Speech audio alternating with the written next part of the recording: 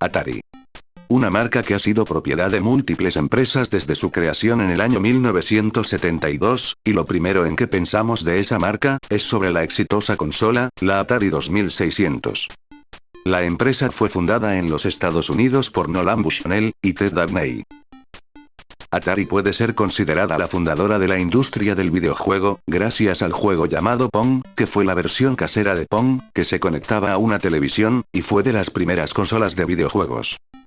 Aunque esta compañía tenga sus leyendas, una variedad de juegos que se cancelaron, historias con un final triste, teorías, e incluso controversias, fue la razón para hacerle un iceberg a esta compañía. Este iceberg en realidad, no está al 100% creado por mí, ya que contiene información de otras páginas de internet que encontré por otros usuarios, y una que otras páginas que yo mismo tuve que traducir al español. Aunque de hecho hay algunas secciones que tuve que agregar, para darle más interés a este iceberg.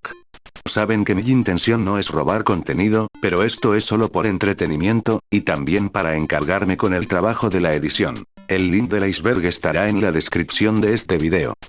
Bueno, una vez aclarado esto, ahora sí, comencemos con el iceberg.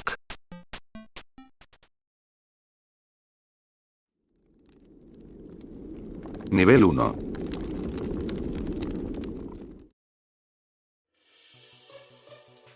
Atari 2600. La Atari 2600, una videoconsola lanzada al mercado en 1977, bajo con el nombre original de Atari VCS, convirtiéndose en el primer sistema de videojuegos en tener un gran éxito comercial, que hizo popular a los cartuchos intercambiables. Como esta consola fue muy popular durante los años 70 y 80, Atari fuese el sinónimo de videojuegos. Aquellas personas que compraban el producto, la consola venía acompañada con 2 joysticks, 2 controles tipo paddle, y con un juego incluido llamado Combat, desde 1977 hasta 1983. Esta consola contó con varios modelos, uno completamente negro, que utilizó por primera vez el nombre de Atari 2600, en 1982. La otra fue la Atari 2800, una versión que solo salió para Japón, pero que luego se utilizó luego en América, en Sears Video Arcade 2. Y la otra fue, la Atari 2600 Junior, una versión con un costo reducido, que salió en 1986, y que presenta un factor de forma más pequeña, con una apariencia modernizada de la Atari 7800. Joysticks 2600. Esta consola contó con varios joysticks, que no hablaré de todas ellas, pero una de las más populares, es la CX40, ya que fue el primer controlador de juegos multiplataforma ampliamente utilizado y se convirtió en el principal dispositivo de entrada para la mayoría de los juegos. El CX40 fue tan popular durante su funcionamiento, que se convirtió en un icono de Atari, y es siendo un elemento básico en la iconografía de los videojuegos hasta el día de hoy. Lo más interesante de este control, es que algunos periféricos funcionan con sistemas posteriores, incluidos como la MSX, Commodore 64, Commodore Amiga, Atari ST, Sega Master System, y en la Sega Genesis. Sin duda, fue uno de los mejores controles para su época, pero lástima que perdió la popularidad a medida que los juegos utilizaban varios botones para jugar. Pong. Pong, o como Telepong, es un videojuego de la primera generación de videoconsolas publicado por Atari, y lanzado el 29 de noviembre de 1972. Durante la época de la primera generación de los videojuegos, la popularidad de Pong dio lugar a una demanda de infracción de patentes y ganada por parte de los fabricantes por varias empresas. Pong fue el primer videojuego con éxito comercial, y ayudó a establecer la industria de los videojuegos junto con la Magnavox Odyssey, que al poco de su lanzamiento, varias empresas empezaron a producir juegos que lo imitaban. Finalmente, los competidores de Atari lanzaron nuevos tipos de videojuegos de los cuales se desviaban del formato original de Pong, en varios grados, y esto, a su vez, trajo a Atari a animar su personal de ir más allá del Pong y producir ellos mismos sus juegos más innovadores. Atari lanzó varias secuelas de Pong, que se basan en el juego original, añadiendo nuevas funciones, durante la temporada de Navidad de 1975, y lanzó una versión casera de Pong, exclusivamente a través de las tiendas de Sears. Hubo varios productos, y algunos de ellos fueron muy populares, aunque otros, no lo suficiente.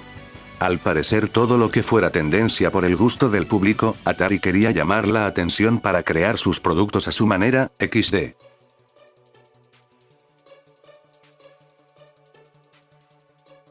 Juegos arcade. A mitad de los años 70, Atari ha estado presente desde los primeros días de las máquinas de arcade. Tras el éxito de Pong, Atari había creado su biblioteca de juegos, que se habían hecho un nombre, habían ganado millones, y ahora solo les quedaba gestionar la colección de monedas. Como el público solo conocía las máquinas recreativas que podían jugar a un único juego, y no les convenía gastarse $199 en Pong, Atari desarrollaba varios juegos arcade, que eran demasiadas máquinas, a mitad de los 70s, hasta finales de los 90s. La verdad es que son muchos juegos, que preferí mostrarles toda esta lista. Desconozco mucho si alguno de estos juegos fueron muy populares.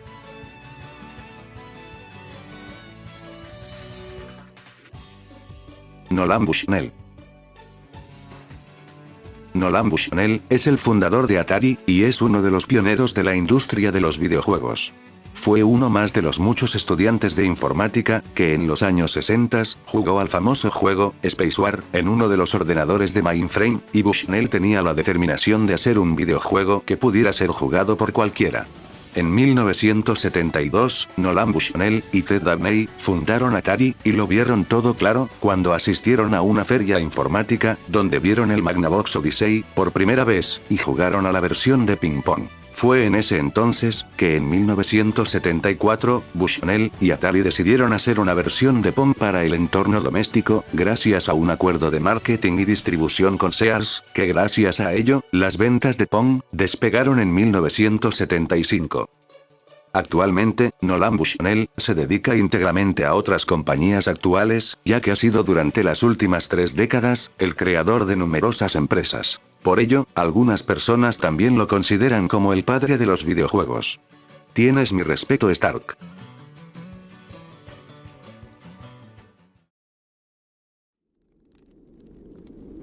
Nivel 2.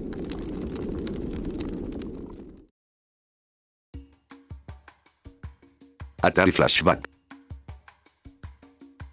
La Atari Flashback fue una serie de consolas comercializadas por Atari en el 2004 hasta el 2017. Esta consola se parecía a la Atari 7800 en apariencia, y venía con un par de controladores que se asemejaban a los del Atari 7800, aunque eran más pequeños. El sistema tenía 20 juegos incorporados, todos desarrollados originalmente por Atari de sus juegos de la 2600 y 7800. Desde el 2011, las consolas han sido producidas y comercializadas por AT-Games, bajo la licencia de Atari.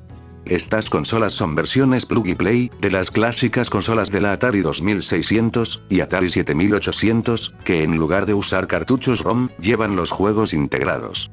La consola original, que se lanzó en el 2004, contó con varias sucesoras, con el mismo nombre, y con un orden numérico, y con el mismo diseño.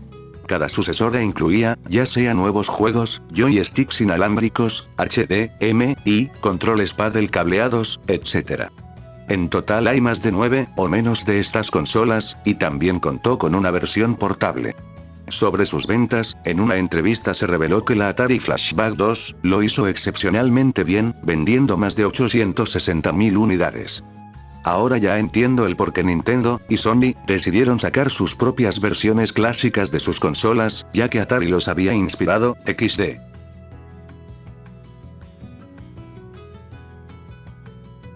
Juegos de Activision. Antes de la formación de Activision, los videojuegos eran publicados exclusivamente por los fabricantes de los sistemas para los que eran diseñados. Es decir, Atari era el único creador y distribuidor de juegos por la Atari 2600. Además, fue el primer desarrollador y distribuidor independiente de este tipo de juegos, con más de 30 juegos desarrollados para esta consola. El juego más conocido de esta empresa fue Pitfall, lanzado en 1982, que es considerado por muchos el primer videojuego de plataformas, y siendo uno de los títulos más vendidos para la Atari 2600.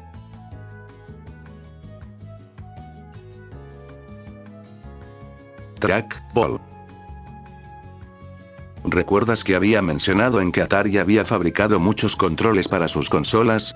Pues bueno, como dije que el CX40 fue el más popular, y que solo hablaría de ese control, también les hablaré del CX22, o más conocido como el Trackball.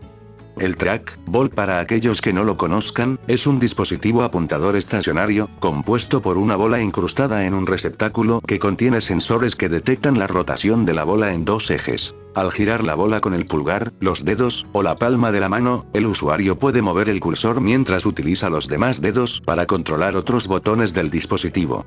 Los trackball en consolas de videojuegos, en cambio, son inusuales, y cada uno tenía su propia versión, pero en el caso de Atari, tenía como periférico de entrada, siendo la palanca de mando el control estándar. Viendo la imagen de este control, parece más una consola de videojuegos, y se sentiría muy incómodo jugar con un control así. Desconozco qué tipo de juegos eran compatibles con este control.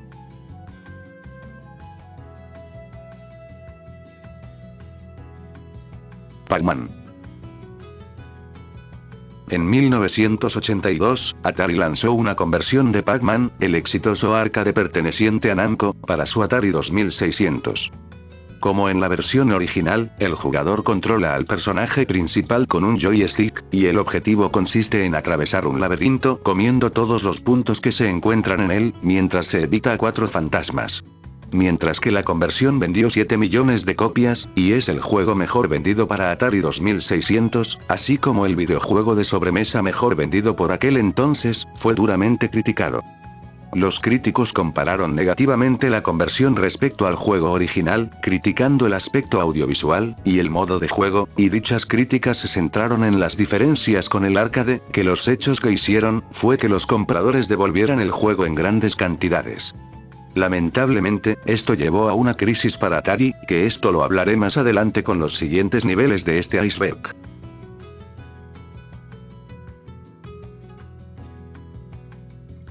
Atari Age.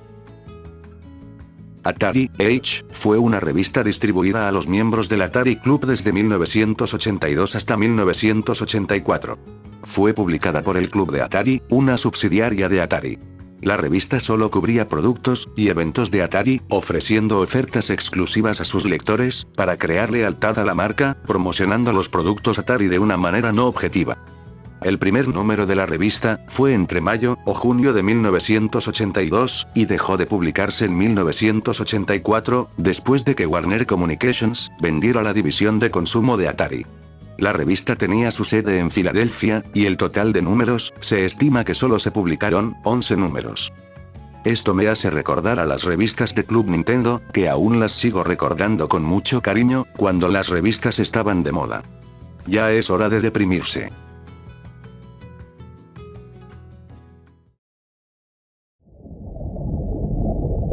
Nivel 3.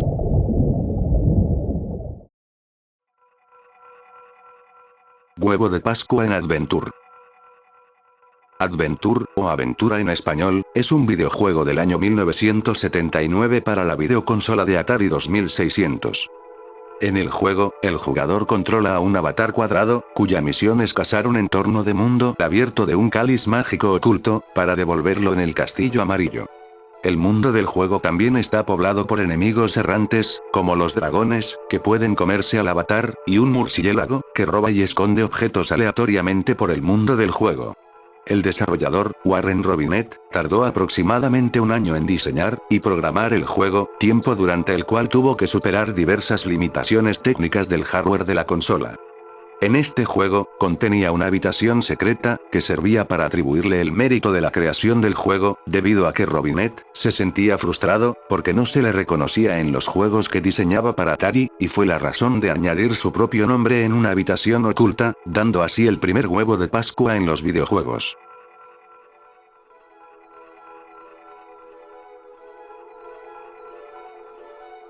Juegos de Plaza Sésamo. Todo el mundo ya conoce la serie de televisión, Plaza Sésamo, y como ya dije, toda franquicia que fuera popular, Atari quería aprovechar la oportunidad de hacer el producto a su manera, y la franquicia de Plaza Sésamo es uno de ellos. En 1983, Atari tenía un objetivo de crear 6 juegos de la serie televisiva, Plaza Sésamo, para la Atari 2600. Solo 4 juegos llegaron a completarse, los cuales son: la captura de los huevos de Big Bird, en que el jugador moverá a Big Bird de un lado a otro por debajo de un gallinero mientras las gallinas ponen huevos, donde él mismo atrapa los huevos, que caen en un nido en equilibrio sobre su cabeza, contando con 10 niveles pero con una dificultad creciente. El segundo fue, la carrera de la basura de Oscar, un juego en que el jugador deberá ayudar a Oscar el gruñón, a recoger la basura, eligiendo un cubo de basura numerado que coincide con el número de objetos que hay en la calle. El tercero fue, un juego del come galletas, en que el jugador mueve al monstruo de las galletas por un laberinto para recoger las galletas, y depositarlas en un tarro. Y el último juego fue, una alfabetización con Enrique, donde el jugador ayuda a Enrique, en recoger unas cartas con letras, utilizando un cohete espacial. Los otros 2 juegos restantes, que son, un juego musical de Archibaldo, y el otro, El Castillo de Conde Contar, nunca se produjeron, debido a que se pensaba que no tendrían éxito, debido a los límites de la tecnología, y que el juego no recuperaría el coste de producción de los cartuchos, lo cual daba el inicio de la crisis del 83. Se dice que también hubo problemas con los niños que trajeron para probar estos 2 juegos, pero que tenían problemas para utilizar el mando, lo que hizo que perdieran el interés poco tiempo. Lo único que se sabe de estos 2 juegos cancelados, es que el juego musical de Archibaldo, solo se quedó en la fase de prototipo, mientras que el otro juego, El Castillo de Conde Contar, estaba completado en un 80%, pero cuando decidieron rechazarlo, el programador original, se había marchado, y nadie estaba dispuesto a terminar el juego. Por lo tanto, no se ha revelado un gameplay hasta el día de hoy.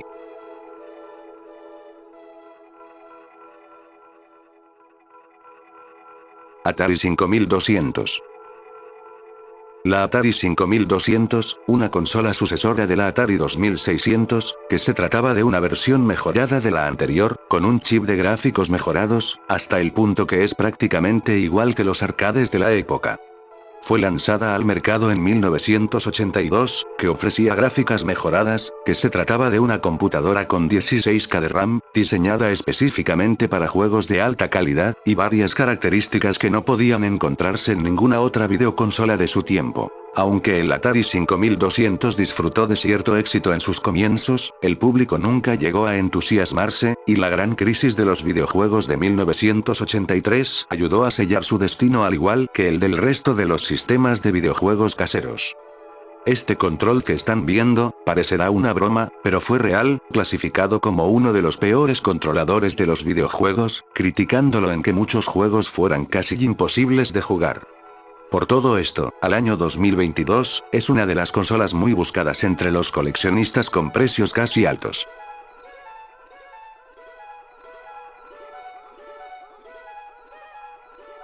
Atari 7800. Al parecer, Atari hablaba muy en serio para recuperarse de su fracaso, y lo quiso intentar con su siguiente consola, pero nuevamente las cosas salieron mal. La Atari 7800, ahora una consola sucesora de la Atari 5200, una consola que intentó recuperarse de su supremacía en el mercado de las videoconsolas, frente a sus rivales locales, la Intellivision, y ColecoVision, y al desembarco japonés de la Sega Master System, y la Nintendo NES. En 1983, Atari realizó encuestas entre los jugadores para averiguar qué era lo que querían y no querían en una videoconsola casera. Los jugadores deseaban un sistema poderoso, que pudiera producir imágenes de calidad superior, controles fáciles de utilizar, y la compatibilidad con la popular Atari 2600. Fue lanzada 2 veces, primero en 1984, y de nuevo en 1986, luego de estar en pausa durante un momento de transición de la compañía, volviendo a relanzar la consola, y al momento de su primer anuncio, su precio era de $140, que a pesar de no ser muy cara para los precios de esa época, la consola no pudo lograr gozar de su éxito. El problema principal de esta consola, fue que no aportaba características técnicas capaces de ofrecer juegos realmente impactantes que la desmarcara lo suficiente de las consolas de la competencia. Además, tampoco se aprovecharon adecuadamente las licencias de máquinas arcade, y que también fue su recepción, debido por lo anticuado de su librería de juegos, y por llegar al mercado luego del lanzamiento de la NES de Nintendo. Finalmente la consola fue descontinuada el 1 de enero de 1992, y fue entonces que la compañía dejó de nombrar sus consolas con números, y pasarlos a nombrarlos con nombres de gatos, que eso ya es una historia aparte.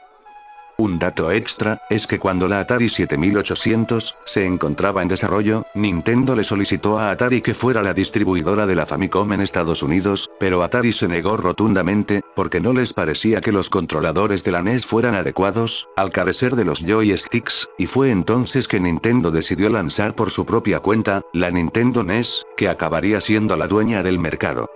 Sin duda, eso le tuvo que doler demasiado para Atari.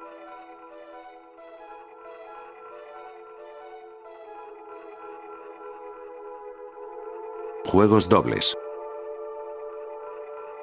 Xonox era una empresa que fue siendo un editor para la Atari 2600, ColecoVision, y Commodore 64, con una sede en Minnesota. Xonox lanzó varias configuraciones de cartuchos, llamados Double Ender, que es un cartucho doble que contenía dos juegos, que se vendía al mismo precio que uno solo. En ello, los cartuchos se podían insertar en la consola por uno de los dos extremos, cada uno de los cuales ofrecía un juego diferente, y permitían empaquetar el mismo juego con distintas contrapartidas. Aunque Xonox no fue la primera empresa en intentarlo, ya que otra marca, llamada PlayAround, lo había hecho antes con sus títulos, pero solo para adultos. Xonox acabó abandonando esta idea, y empezó a lanzar versiones individuales de algunos de los títulos que antes se ofrecían como dobles, así como algunos títulos nuevos. Incluso después de lanzar varios de los juegos como cartuchos individuales, y disquetes para la Commodore 64, la crisis de los videojuegos acabó con la empresa. Finalmente, se estima que Xonox había desarrollado 9 juegos en total.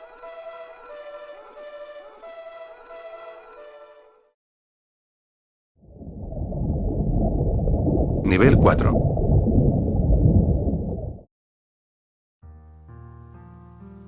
Errores y fallos gráficos. Varias personas mencionaron, en que la Atari 2600, mostraron sus recuerdos que son precisamente de los errores y fallos gráficos que aparecían en algunos juegos, sobre todo en los más complejos y atractivos, como por ejemplo, Mrs. Pac-Man. Pero, ¿por qué se producían estos errores? Pues esto es por las propias limitaciones de la CPU de la consola, ya que los gráficos estaban controlados, y eran generados por el procesador principal, cuya potencia era muy limitada y no siempre podía dibujar todos los gráficos que el juego requería y mover simultáneamente el código del mismo. Esto acababa produciendo esos fallos gráficos, que en este caso se concreta en líneas de color negro situadas en la izquierda de la pantalla. Obviamente estos errores gráficos por falta de potencia no fueron exclusivos de la Atari 2600, ya que también hicieron acto de presencia en varios juegos de las consolas de 8 bits de Sega y Nintendo. Podíamos decir que esto más o menos suele suceder en la generación actual, porque cada nuevo juego que se estrena, hay varios reportes de bugs, o uno que otro error con los glitches.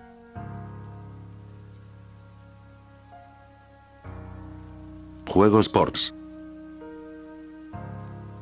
Decir que la Atari 2600 no fue capaz de recrear la experiencia de los salones recreativos es quedarse corto.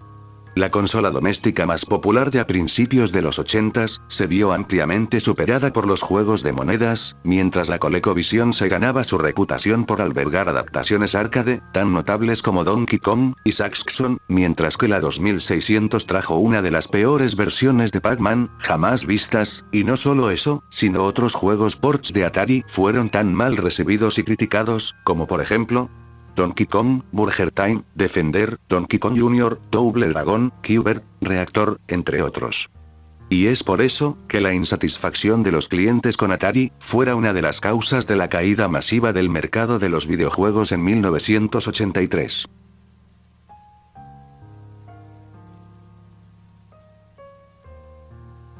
Juegos en prototipos.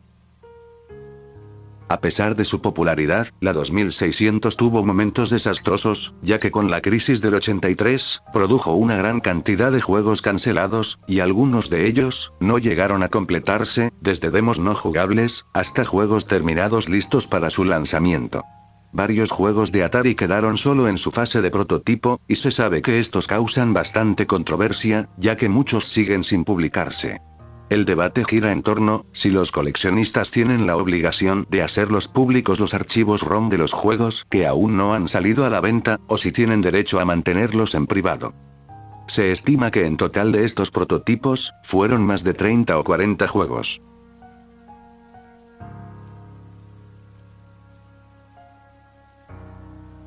Atrapa el vagón de Chuck. Atrapa el vagón de Chuck fue un videojuego promocional de 1983, escrito por Mike Schwartz, para Atari 2600, y distribuido por la marca Purina. Este juego solo se podía adquirir por correo, enviando un comprobante de compra a Purina. En los años 70 y 80, los anuncios de televisión de Purina mostraban a un perro persiguiendo un pequeño vagón, y fue de ahí que el juego se basa en esta premisa. El juego consta en que cada pantalla de laberinto es mover a Chuck, el perro, a través de laberintos de 4 diseños diferentes y escapar por la abertura que hay justo debajo del vagón de Chuck. El jugador dispone de un tiempo limitado, entre 60 o 30 segundos, según el nivel de dificultad, por cada laberinto para conseguirlo. Como parte de una promoción de la línea de comida para perros, Purina contrató al distribuidor de videojuegos, Spectravision, para crear un juego sobre perros y comida para perros. Los clientes podían canjear los comprobantes de compra de las bolsas de comida para perros a cambio del juego, un ejemplo de una nueva técnica de marketing que surgió durante la popularidad de los videojuegos a principios de los 80s. Sin embargo, aunque la promoción tuvo relativamente poco éxito, los cartuchos que no se enviaban se destruían, lo que lo convierte como uno de los juegos más raros y difíciles de encontrar, con precios bastante altos, si es que venía con su caja completa.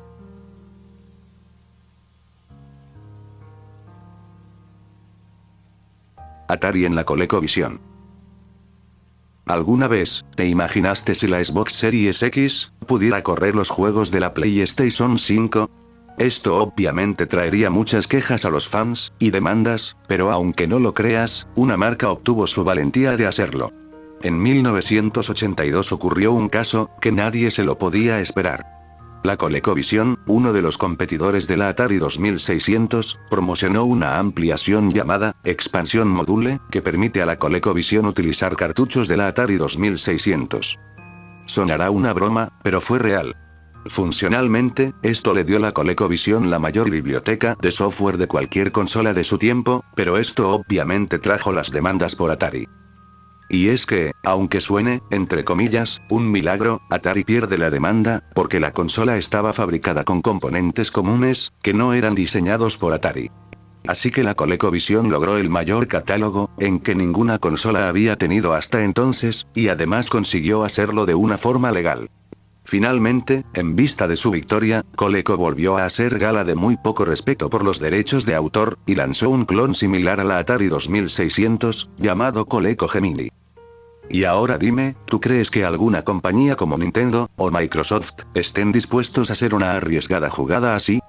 Sin duda, la marca Coleco obtuvo la victoria suprema.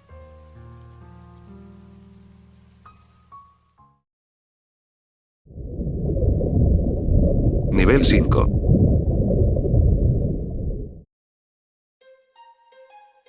Halloween y la masacre en Texas. En 1983, el estudio Wizard Video Games tuvo la tarea de realizar 2 juegos basados en las películas de terror y slasher para la Atari 2600. La masacre en Texas, lanzado en marzo de 1983, en que el jugador asume el papel del villano de la película, Letterface, que empuña una motosierra e intenta asesinar a los intrusos evitando obstáculos como vallas, sillas de ruedas y caneos de vaca, con el objetivo de perseguir y matar a las víctimas. Y el otro juego es Halloween, publicado en octubre de 1983, donde los jugadores asumen el papel de una niñera adolescente, que intentará salvar al mayor número de niños que sea posible de un asesino sin nombre, que los empuña un cuchillo. Aunque el juego obviamente se llamaba Halloween, e incluía el póster de la película como carátula, así como el tema musical, el juego en sí, nunca se refiere a ningún personaje, incluido el asesino, y por sus nombres en la película. Estos dos juegos, que acabo de mencionar, causaron demasiada controversia en su momento, por sus contenidos violentos y sus temáticas, ya que los juegos contenían más gore que las películas. Por ejemplo, cuando matan a la niñera, su cabeza desaparece y es sustituida por sangre, que sale del cuello mientras corre exageradamente. Y el otro juego, aunque no parezca tan violento, lo único que diré, es que, esas víctimas, según lo que encontré, son niños, y pues, ya sabrán cómo terminó esta historia. Como las clasificaciones de juegos aún no existían en esos años, muchas tiendas de videojuegos se negaron a venderlos, y algunas tiendas lo hicieron a menudo, pero lo guardaban en sus mostradores bajo pedido.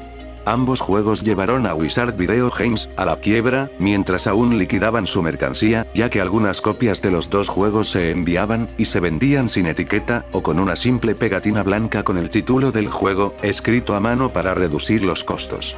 A día de hoy, ambos juegos son demasiadamente buscados por los coleccionistas, con precios exageradamente altos.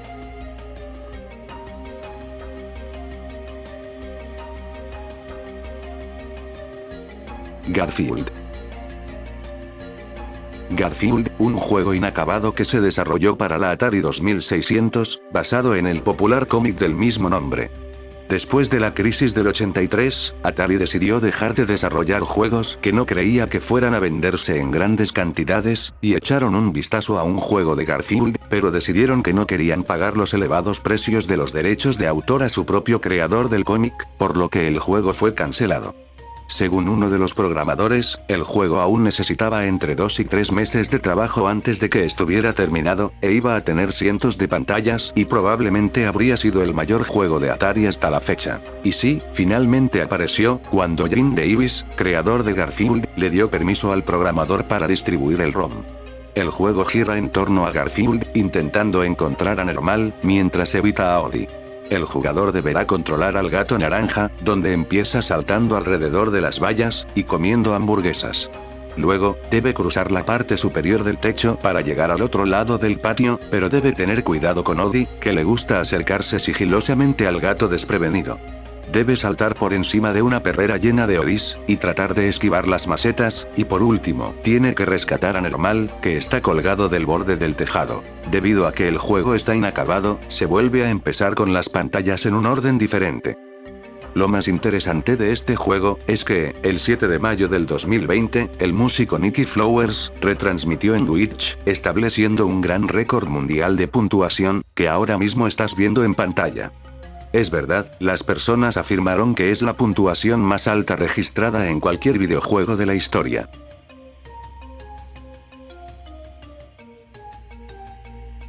El vecindario de Mr. Bill. El vecindario del Mr. Bill es un juego cancelado de Atari 2600 de 1983, basado en Mr. Bill, un personaje de arcilla del programa cómico Saturday Night Live. El juego habría sido desarrollado y publicado por Data Age, y su lanzamiento estaba previsto para abril de 1983. De haberse lanzado, habría sido el primer videojuego de Mr. Bill. En este juego, el jugador intentaría salvar a Mr. Bill y a su familia del vecindario y de su archienemigo, Slugo. Los viajes del Mr. Bill se verían obstaculizados por el tráfico a gran velocidad, calles con callejones sin salida, y el siempre presente señor Manos, que agarraría a Mr. Bill y lo empujaría hacia Slugo. Junto con otro de los juegos con licencia de Data Age, varios juegos estaban terminados y listos para salir a la venta, pero fueron cancelados, debido a que su anterior juego con licencia, Journey Escape, fue tan mal que no pudieron permitir en pagar los derechos de otras licencias. Incluso si hubieran podido, la crisis de los videojuegos de 1983 habría impedido su lanzamiento. Según un artículo del número de octubre de 1983 de la revista Video Games, cuando Data Age cerró, la licencia del juego se devolvió a su creador de Mr. Bill, Walter Williams. Además, no han aparecido prototipos, ni ROMs de este juego, y solo se muestran con capturas de evidencia. Tras la cancelación del juego, no se lanzaron juegos de Mr. Bill hasta el 2010, cuando Capcom lanzó 2 juegos de Mr. Bill en la App Store.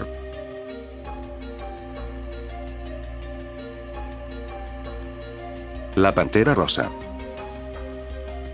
La persecución de la Pantera Rosa es un juego cancelado de Atari 2600, que se basó en la famosa serie de dibujos animados, y toma inspiración en la película de la Pantera Rosa de 1963. Este juego nació como, tras la pista de la Pantera Rosa, de la compañía US Games, basado en la película de ese entonces, pero cuando la empresa quedó en bancarrota, vendió los derechos a Philips, que decidió lanzar su propia versión del juego a través de su división Probe 2000. Se desconoce si ya se había trabajado en la versión de US Games, o si alguna de esas ideas se utilizó en la versión Probe 2000 del juego. A pesar de que la persecución de la Pantera Rosa se comercializó intensamente en junio de 1983, nunca salió a la venta, porque el chip del RAM y ROM especial, que Philips utilizaba para exprimir todos los elementos gráficos, y en el juego, no se podía fabricar de forma fiable. Cuando el primer lote de chips llegó defectuoso de Philips, la compañía decidió cancelar el juego en lugar de intentar encontrar una nueva fuente para los chips, y la crisis del 83 también fue un factor importante a la hora de decidir en no seguir adelante. El objetivo del juego es que los jugadores controlan a la Pantera Rosa mientras se abre camino sigilosamente a través de varias pantallas, intentando burlar al inspector. Para su desafío final, debe colgarse de una cuerda que se balancea, robar el famoso diamante de la Pantera Rosa y escapar de forma desapercibida.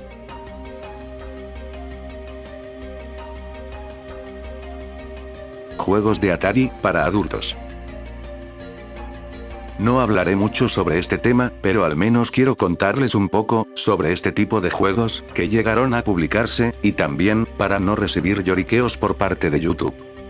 Durante la década de los 80s, con la llegada del entretenimiento electrónico, algunos vieron como negocio la introducción de juegos en las primeras consolas, sobre todo en la Atari 2600, con píxeles, colores planos, y desarrollos terribles, que sacaron a flote lo peor del negocio, y causaron un gran revuelo con problemas para la industria. Desde siempre el contenido erótico ha sido publicado en prácticamente todos los medios posibles, y se ha adaptado a todas las tecnologías, revistas, películas, servicios de mensajes de texto, y por supuesto, en el streaming. Este contenido llegó también a los videojuegos desde épocas tempranas en la industria, incluso en la época de los 8 bits. Esta clase de contenidos era de muy dudosa calidad, y la mayor parte se trataba de copias burdas de otros videojuegos con cambios en los sprites y gráficos donde se introducía al contenido adulto. Además, gracias a la venta de estos videojuegos, se empezó a dar persecución mediática a los videojuegos. Obviamente no voy a poner imágenes y gameplays de estos juegos, porque YouTube me tumbaría el video. Ya dependerá de ti, si vas a buscar este tipo de juegos a tu propia cuenta.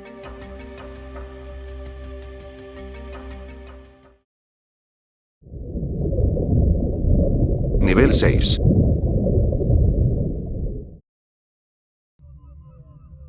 Atari 2700.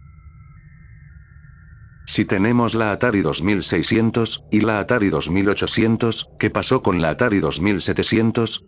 A comienzos de los 80s, Atari estaba buscando maneras de ofrecer un pequeño salto de calidad sin dividir el mercado, y la idea fue revisar ligeramente el hardware para hacerlo compatible con unos nuevos mandos inalámbricos, algo que, como bien sabemos, nos ofrece mucha más comodidad que los cables.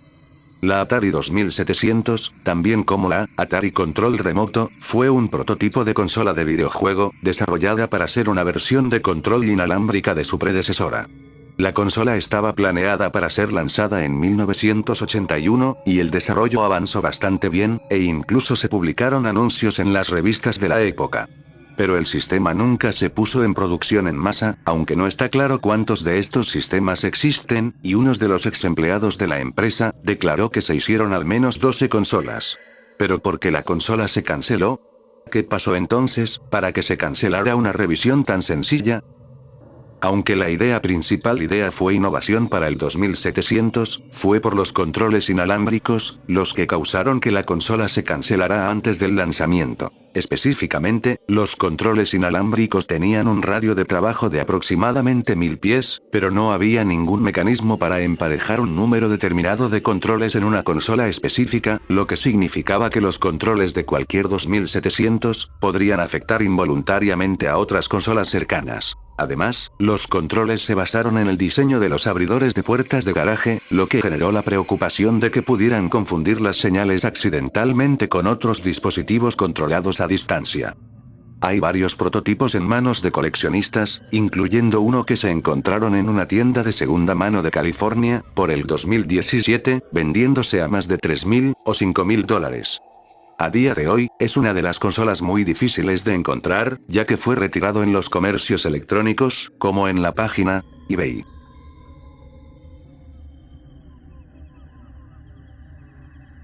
Birthday Mania. Si algunos de tus seres queridos, familiares y amigos no celebraron el día de tu cumpleaños, pues este juego es la solución para tus problemas. Birthday Mania es un juego de Atari 2600, desarrollado en 1984, por un programador llamado Robert Anthony Tokar. El juego en sí nunca tuvo un lanzamiento comercial, sino que se anunciaba en los periódicos de los Estados Unidos. Los compradores que adquirieran el juego, tenían que enviar un cheque por correo al programador, y recibían el juego personalizado con su nombre en la pantalla de título. El juego incluía unas actividades relacionadas con el cumpleaños, como soplar velas y reventar globos. Robert Tokar, que se inspiró para crear el juego en su amor por Atari, aprendió por sí mismo a programar el chip 6502, y pasó varios meses desarrollando el juego. Solo se vendieron entre 10 y 15 copias, de las cuales solo una copia ha sido encontrada, y verificada por el coleccionista de Atari, Jerry Greiner, lo cual lo convierte en uno de los juegos muy valiosos e imposibles de encontrar. Durante el 2009, una copia del juego apareció en una subasta, con una oferta de $6.500, pero el juego no se vendió, y hoy se cree que el juego vale entre $15.000 y $35.000. Se dice que es probable que estas bajas ventas se debieran en parte a la crisis de los videojuegos de 1983, y la otra, por una razón más obvia, de que no tuvo su lanzamiento comercial. Finalmente, en el año 2012, un usuario de Atari Age se puso en contacto con el programador para preguntarle por el juego y la posibilidad de reproducirlo. El programador afirmó que cedería los derechos de autor siempre y cuando los beneficios se destinaran a obras benéficas, pero sin embargo, el juego permanecería sin venderse durante bastante tiempo.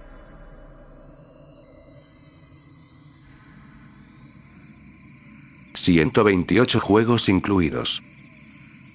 Si eres muy fan de la empresa, probablemente lo que estés a punto de escuchar, tal vez no te agrade mucho, ya que no todos estamos a favor de la piratería. Atari 2600 con 128 juegos incluidos, es una videoconsola lanzada en 1991, que incluye muchos juegos bootlegs y pirateados de la consola original. Pero, si pensabas que alguna marca china lo había fabricado, probablemente estés muy equivocado, ya que curiosamente parece tener la licencia, y posiblemente haya sido fabricada por la mismísima Atari. Poco se sabe del sistema, aparte de que se fabricó a finales de 1991, probablemente en cantidades muy limitadas. Cuenta con un interruptor en la parte posterior con la etiqueta Game Group, que selecciona entre 4 menús de juegos 32 en 1. Entre los juegos que incluye se encuentran versiones pirateadas de títulos no desarrollados por Atari, como Tomboy y Super Ferrari, versiones pirateadas de Pitfall y Enduro, así como versiones pirateadas con nombres modificados de Donkey Kong de Coleco, rebautizado como King Kong. La consola se parece al modelo Junior de la Atari 2600, pero el mando parece sacado de la versión europea de la Atari 7800. Aunque se podría pensar que la consola es sin duda una piratería, es muy probable que Atari la licenciara, así como lo demuestra la placa de circuitos, en la que todos los chips llevan la etiqueta, algo que difícilmente haría un pirata informático. Este sería uno de los muchos casos en los que Atari lanzó un software pirata bajo su propio nombre, siendo otro ejemplo, el cartucho 32 en 1, incluido con varios modelos australianos de 2600. ¿Qué opinas de esto? Dime si tú estás a favor o en contra de la piratería. Yo no puedo decir mucho sobre este tema, ya que a veces esto puede ayudar en ciertos casos, pero tampoco no hay que abusar con cierto contenido original. Házmelo saber en tu comentario, ya que esto me ayudaría mucho en saber la opinión de otras personas.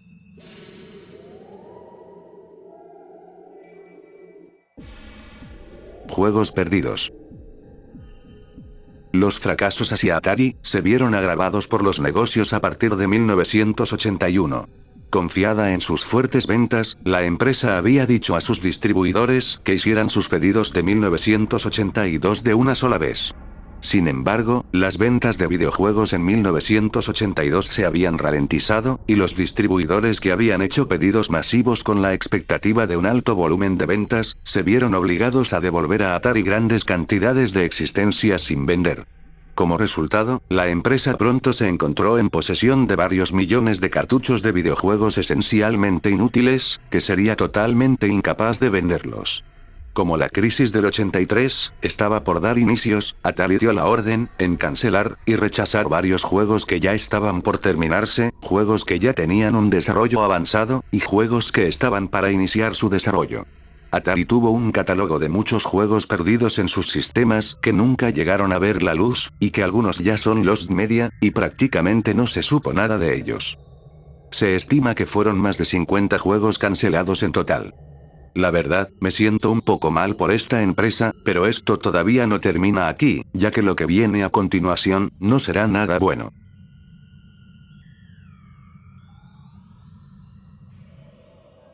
E.T., el extraterrestre.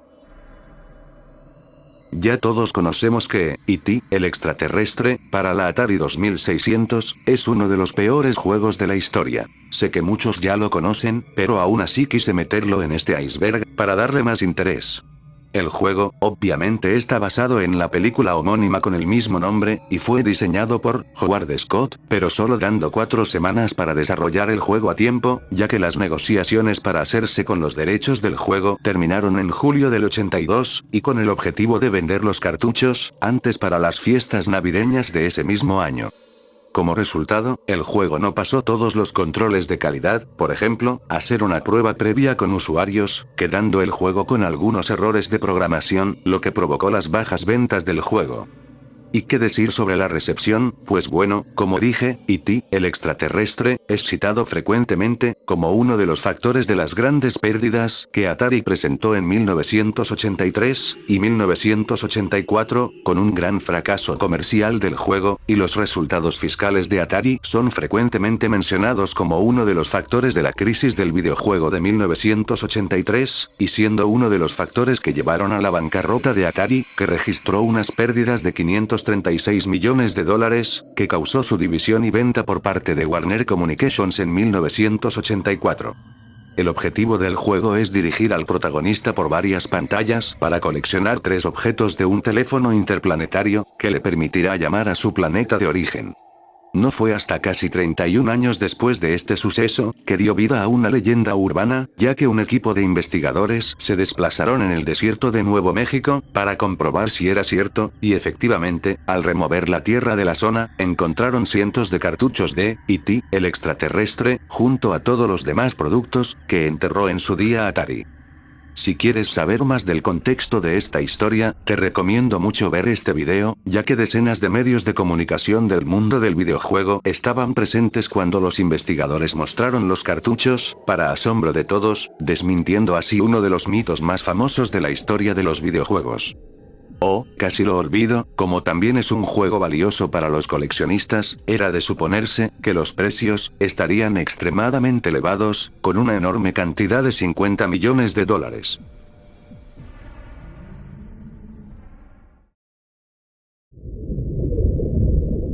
Nivel 7.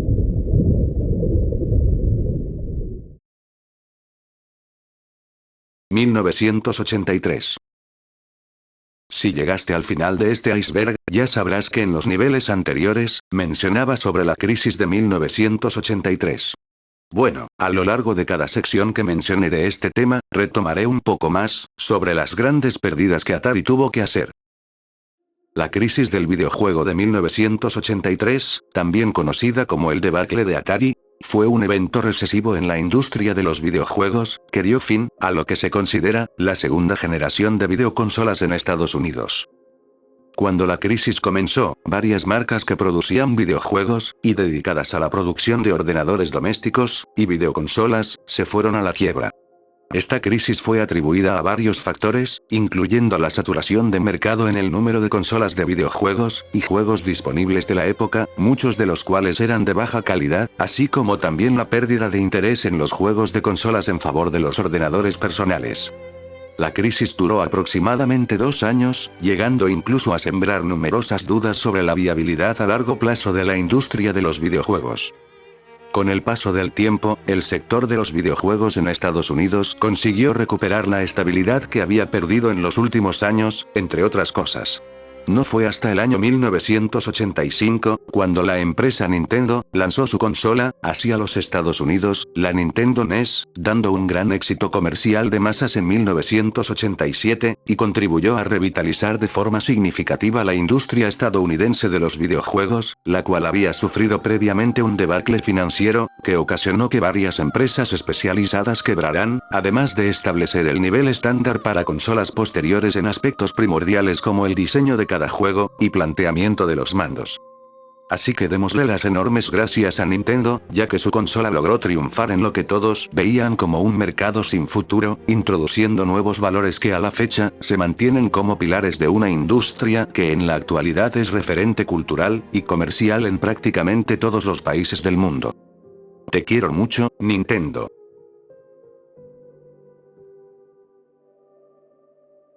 Game over, para Atari.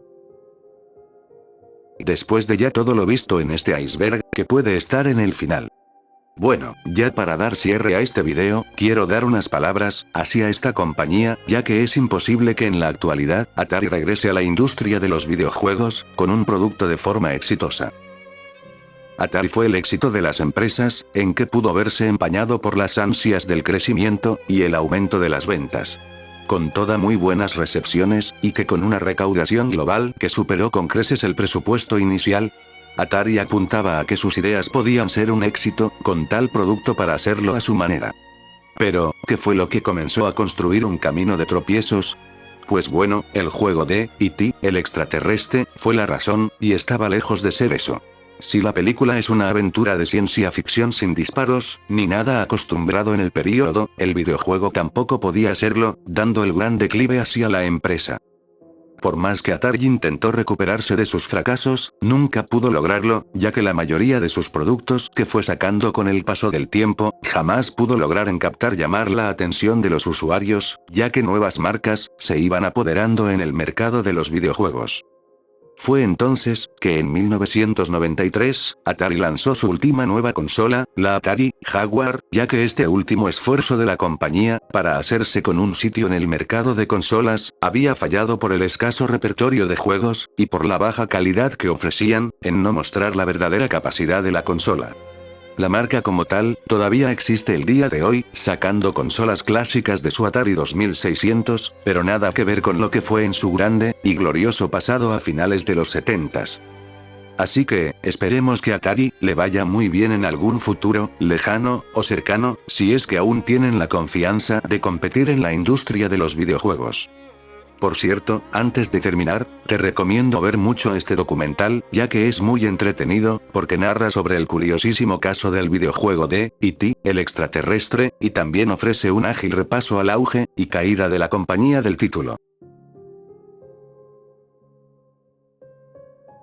Ya saben que si quieren ver más vídeos así, no olviden suscribirse a este canal, dejen su like, y su comentario, y en compartir el video, ya que así podré continuar para más futuro contenido con otros temas, que más adelante iré revelando. Todos los créditos y explicaciones, las dejaré en la descripción de este video. Por cierto, también les quiero dar las gracias, ya que ahora somos más de 2000 personas que se suscriben a este canal, y eso cada vez me pone muy feliz, para darle más actividad y planear otro tipo de icebergs, ya que a la mayoría del público, les gusta eso. Se despide la directora Fantasmal, y espero verlos lo más pronto posible, en el siguiente video. ¡Adiós!